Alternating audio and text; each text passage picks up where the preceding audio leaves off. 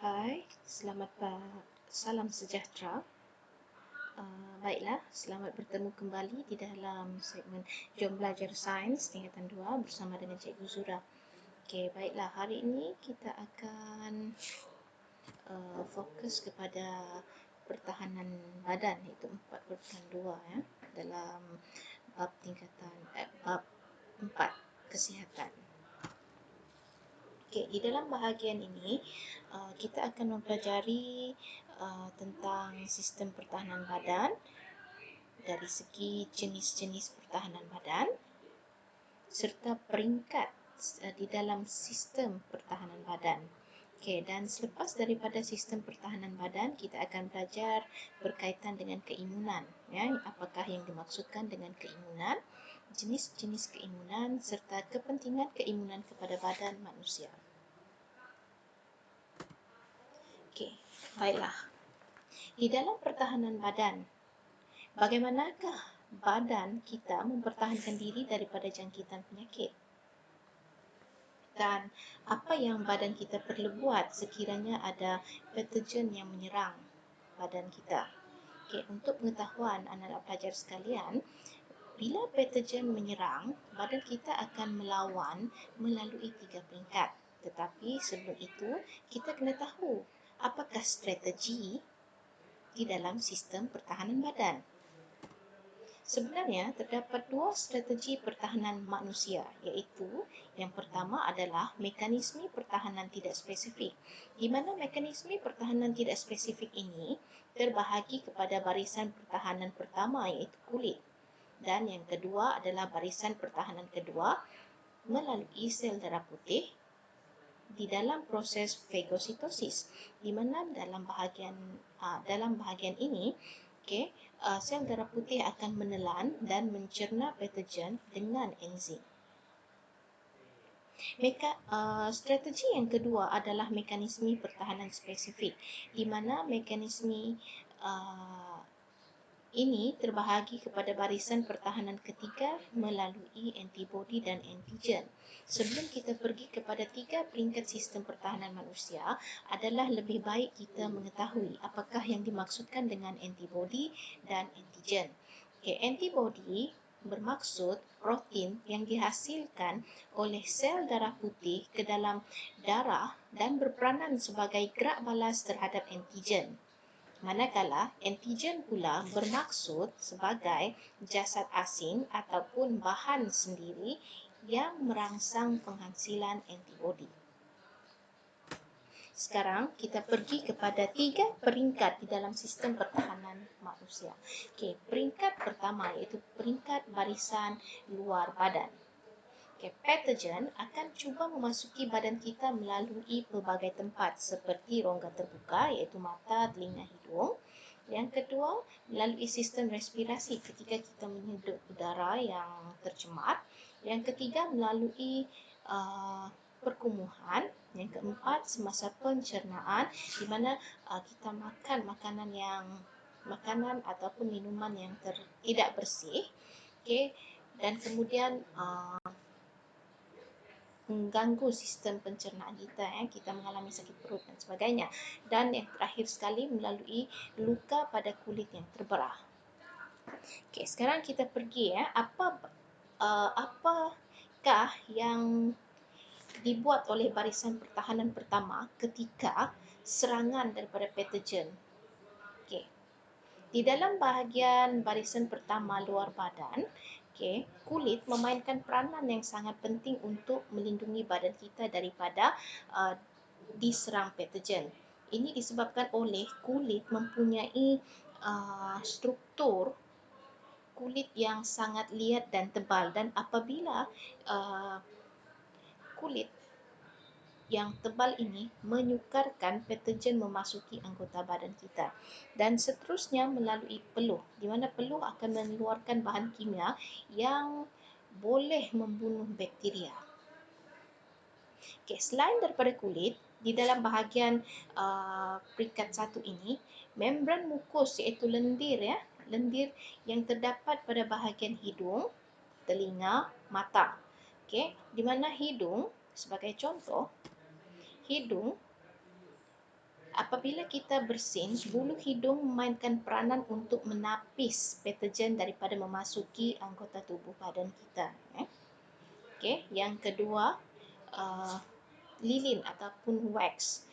Lilin di dalam telinga tu sebenarnya memainkan peranan untuk menghalang patogen masuk daripada melalui telinga. Manakala mata pula, iaitu pengeluaran air mata, di mana pengeluaran air mata ini mengelakkan daripada patogen memasuki mata kita. Okay. So ini adalah ilustrasi gambar rajah contoh ketika patogen menyerang pada bahagian kulit yang terluka. Okay. Kulit yang terbelah akibat kecederaan akan membuka ruang kepada patogen untuk masuk. Okay. Platelet darah akan segera membeku apabila berlakunya luka. So apa yang berlaku adalah selepas terdedah kepada kawasan luar, platelet akan mula terbentuk, di mana fungsi platelet ini adalah sebagai perlindungan kepada kulit, dan platelet juga pada masa itu akan berperanan untuk membekukan darah di sekeliling luka supaya patogen tidak dapat menembusi ke kawasan kulit. Okay. Dan selepas itu sel darah putih di bahagian sini, sel darah putih akan membunuh patogen dengan cepat. Okay. Di mana kulit manusia ni, badan manusia diseliputi oleh jaringan kapilari, dan jaringan kapilari ini mengandungi darah. Dan di dalam darah itu, kalau kita belajar di dalam juzuk darah juga, juzuk darah ini terbahagi kepada beberapa bahagian, iaitu sel darah merah, sel darah putih, dan juga plasma dan juga platelet. Okey, patogen yang berjaya tembus ke pertahanan pertama akan cuba untuk memasuki sistem darah dan serang pula pertahanan kedua. Sekarang kita pergi pula kepada barisan pertahanan yang kedua. Okey, apabila patogen yang berjaya menembusi barisan pertahanan pertama, dan patogen ini akan cuba untuk memasuki di dalam sistem darah dan kemudian menyerang barisan pertahanan kedua. Dan di dalam sistem pertahanan badan yang kedua, badan pada peringkat ini akan cuba untuk melawan patogen melalui proses fagositosis. Apakah yang dimaksudkan dengan fagositosis? Fagositosis adalah satu proses di mana sel darah akan mencerna dan menelan patogen menggunakan enzim dalam badan. Dan seperti yang anda lihat di dalam bahagian ini adalah sel darah putih, dan di dalam sel darah putih mengandungi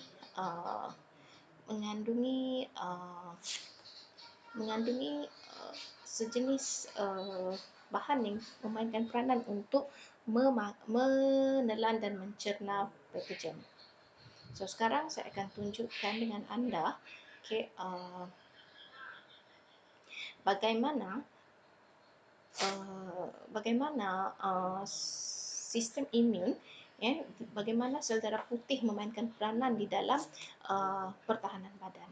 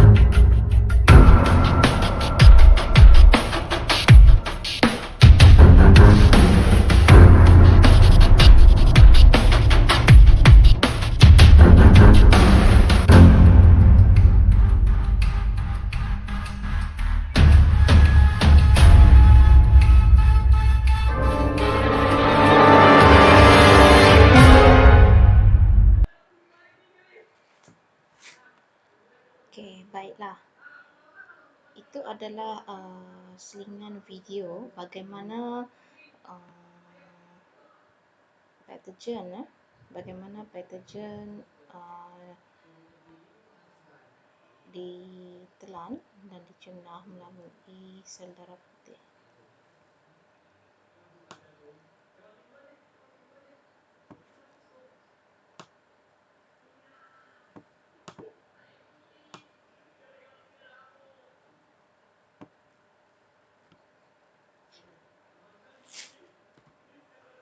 Okey, seterusnya peringkat ketiga, barisan pertahanan yang ketiga, di mana selepas patogen berjaya menembusi pertahanan kedua, patogen akan menyerang pertahanan ketiga pula, iaitu imunisasi badan manusia. Okey, bila patogen masuk ke dalam darah, patogen akan keluarkan antigen yang boleh dikesan oleh sel darah putih.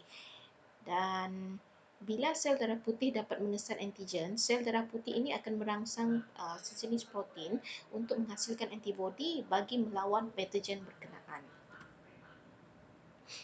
Okey, seterusnya kita akan pergi pula kepada keimunan. Okey, bahagian yang kedua. Okey, keimunan. Keimunan adalah keupayaan badan untuk melawan penyakit yang disebabkan oleh patogen. Imunisasi atau pengimunan merupakan tindakan biokimia melalui pemvaksinan yang membolehkan badan membina keimunan terhadap sesuatu penyakit. Okey, pemvaksinan pula adalah suntikan, melalui suntikan, di mana suntikan vaksin hanya diberi kepada individu yang sihat yang belum lagi dijangkiti penyakit tertentu. Okey, apakah itu vaksin? Vaksin mengandungi antigen daripada virus ataupun bakteria yang telah dilemahkan atau mati dan berfungsi untuk merangsang sistem imun badan dan membentuk keimunan terhadap jangkitan penyakit. Sekarang kita pergi pula kepada keimunan badan manusia. Keimunan badan manusia terbahagi kepada dua, iaitu aktif dan juga pasif. Okey, sekarang kita pergi satu persatu. Keimunan badan manusia, keimunan aktif bermaksud badan hasilkan antibodi sendiri bila ada antigen dari patogen. Dan keimunan aktif ini terbahagi kepada dua, iaitu keimunan aktif semula jadi dan keimunan aktif buatan. Sekarang kita pergi satu persatu lagi. Okey, keimunan aktif semula jadi berlaku apabila badan dijangkiti sesuatu penyakit dan kemudian badan kemudian badan di dalam badan kita tu mempunyai antibodi terhadap penyakit berkenaan dan berupaya untuk melawan jangkitan penyakit daripada luar, dan seterusnya badan kita akan sihat dan tidak dijangkiti penyakit berkenaan. Sebagai contoh, penyakit chickenpox. Okey, apabila seseorang telah dijangkiti penyakit chickenpox, okey, individu berkenaan tidak lagi boleh dijangkiti penyakit chickenpox pada masa akan datang. Okey, ini disebabkan oleh antibodi daripada chickenpox itu. Okey, antibodi terhadap chickenpox itu menyebabkan ia menjadi antigen secara semula jadi, dan oleh sebab itu individu yang sudah dijangkiti ataupun sudah terkena penyakit chickenpox tidak mudah untuk dijangkiti chickenpox pada masa-masa yang akan datang. Okey, seterusnya keimunan aktif buatan.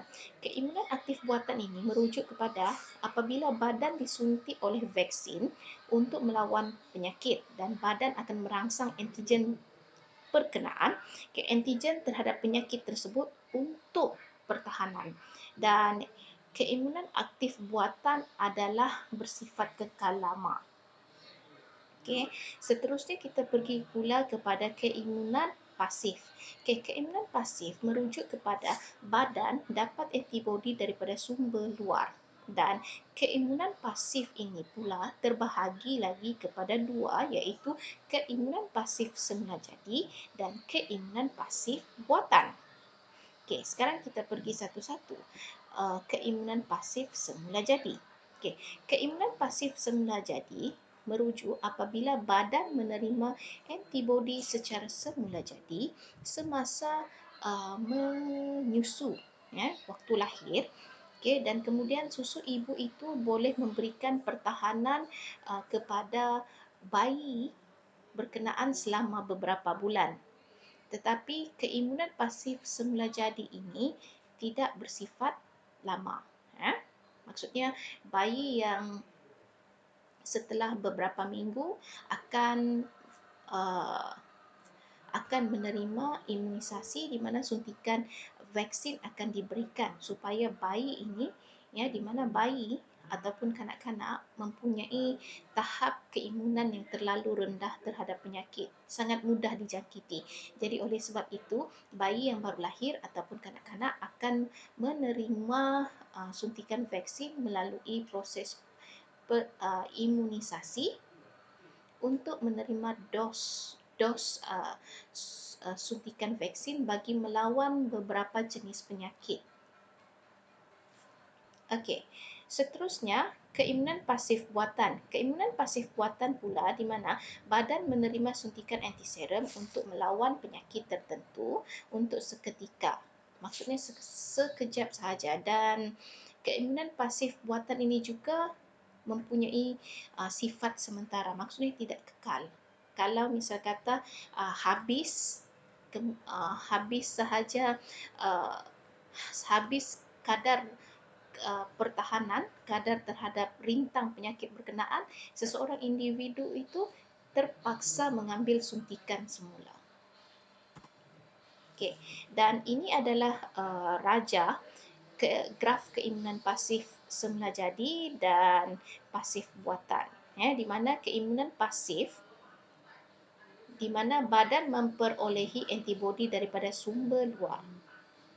Okey, kalau kita lihat daripada graf ini, sekiranya keimunan pasif secara semula jadi, kita akan lihat, ya, di mana keimunan seseorang itu bersifat kekal. Okey, di mana kadar keimunan itu semakin meningkat apabila masa semakin bertambah. Okey, dan keimunan pasif semula jadi pula berbeza dengan keimunan pasif secara buatan, di mana apabila kita berikan suntikan antiserum pada kali yang pertama, so kemudian kadar kerintangan itu, kepekatan antibodi dalam darah itu semakin meningkat, dan apabila masa semakin bertambah, kita akan dapati kadar kepekatan antibodi ini lama kelamaan semakin berkurangan, dan oleh sebab itu suntikan antiserum yang kedua dikenakan pada individu berkenaan untuk meningkatkan kadar aras keimunannya. Dan oleh sebab itu keimunan pasif secara buatan ini bersifat tidak kekal. Okey, dan ini adalah graf keimunan aktif bagi keimunan aktif semula jadi dan keimunan aktif secara buatan. Okey, keimunan aktif bermaksud badan menghasilkan antibodi sendiri apabila dirangsang oleh antigen. Sekarang kita lihat, ya, keimunan aktif secara semula jadi.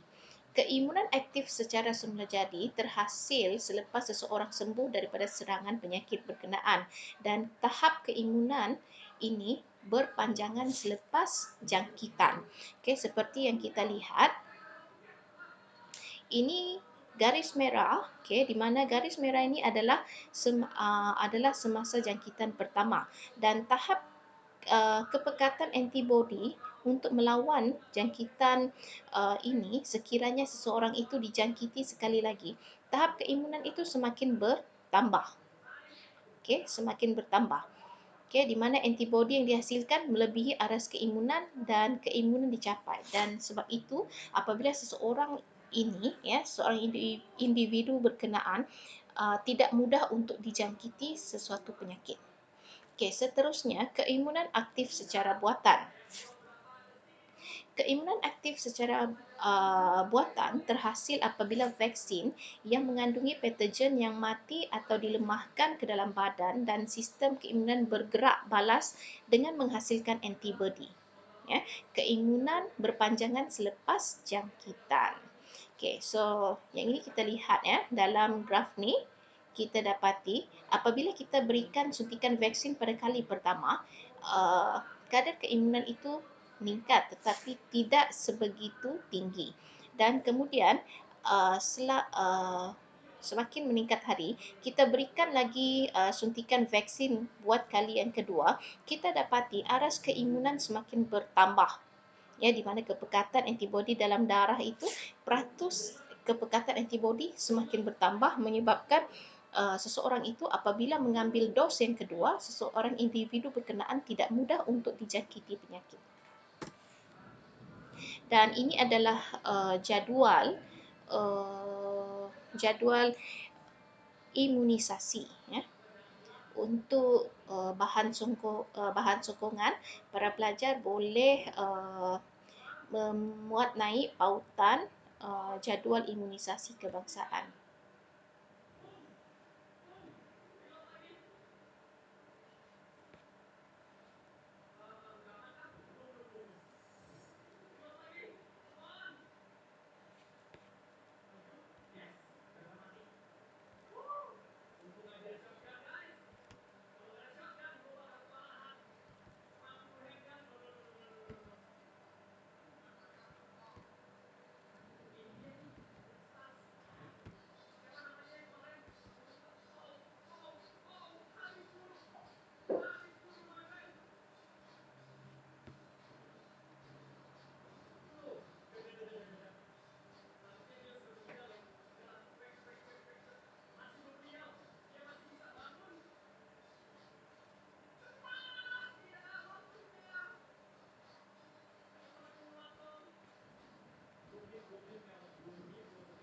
Okey, sebagai bahan sokongan para pelajar, okey, anak-anak pelajar boleh klik bahagian berkenaan untuk mendapatkan bahan, okey, apakah jenis vaksin yang telah diberikan dan jadual pemvaksinan itu. Okey, dan ini adalah senarai jenis penyakit berkaitan dengan imunisasi suntikan vaksin di mana di mana setiap kanak-kanak ataupun bayi yang dilahirkan apabila mencapai usia pada usia yang ditetapkan akan mengambil dos untuk imunisasi bagi mengelakkan daripada terkena penyakit TB ataupun batuk kering, difteria, pertusis iaitu batuk kokol, tetanus, influenza jenis B dan juga hepatitis B. Okey, dan ini adalah bahan tambahan juga. Okey, jenis-jenis suntikan dos. Okey, seterusnya kita pergi pula kepada faktor-faktor ataupun punca keimunan menjadi lemah. Okey. Okey, pertama, terdedah kepada pencemaran.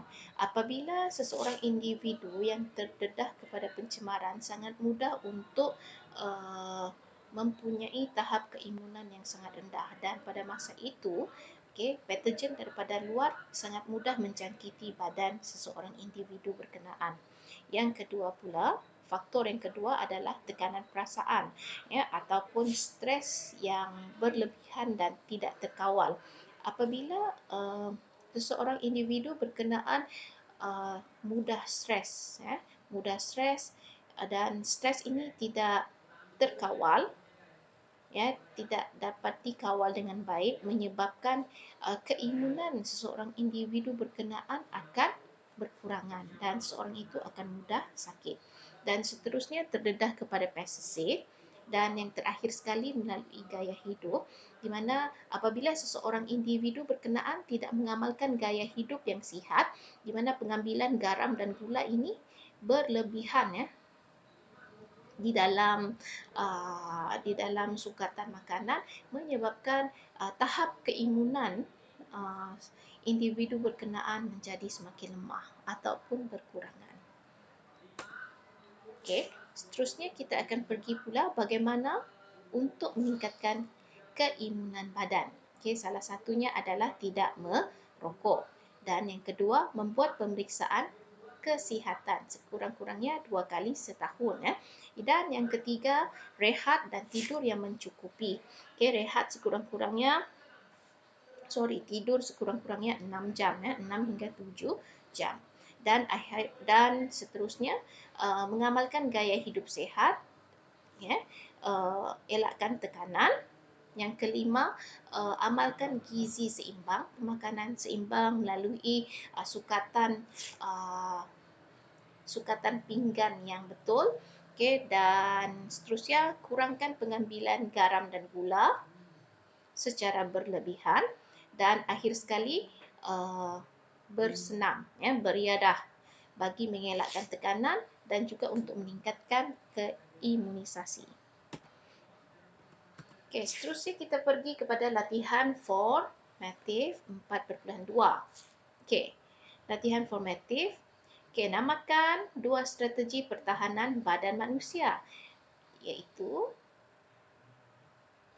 dua strategi pertahanan badan manusia terbahagi kepada 2, iaitu mekanisme pertahanan tidak spesifik dan mekanisme pertahanan secara spesifik. Okey, seterusnya, apakah yang dimaksudkan dengan antigen? Antigen adalah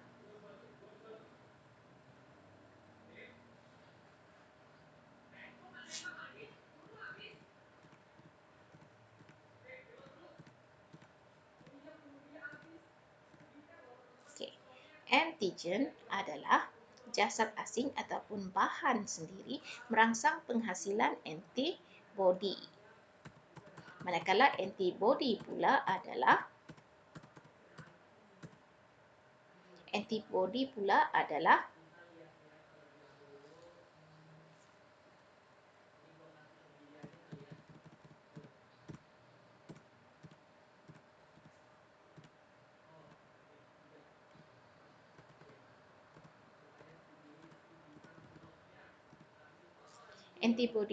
protein yang dihasilkan oleh sel darah putih ke dalam darah dan berperanan sebagai gerak balas terhadap antigen. Okey, apakah keimunan? Keimunan adalah keupayaan badan untuk melawan penyakit yang disebabkan oleh patogen.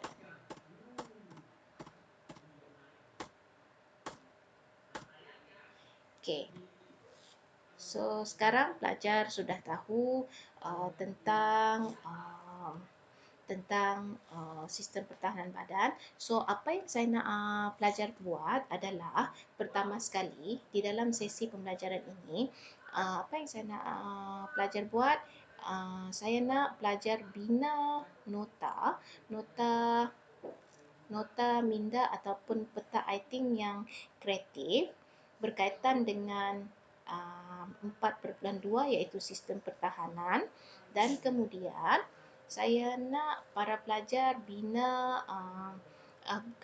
pelajar menyelesaikan latihan formatif di dalam buku teks Sains Tingkatan 2 muka surat 88, soalan 1, 2, 3, 4 dan 5. Okey. Dan setelah selesai, anak-anak pelajar mengikuti tontonan video ini, saya minta anak-anak pelajar mengisi borang kehadiran untuk panduan saya lah. Okey, berapa jumlah pelajar yang mengikuti sesi pembelajaran ini. So, itu sahaja daripada saya. Sekian. Terima kasih dan selamat berjumpa lagi untuk sesi yang seterusnya, di dalam sesi pembelajaran dalam talian Google Meet pada minggu hadapan pada jam 11.30 hingga pukul 1.30 petang, di mana pada minggu hadapan kita akan masuk kepada bab 5, iaitu bahagian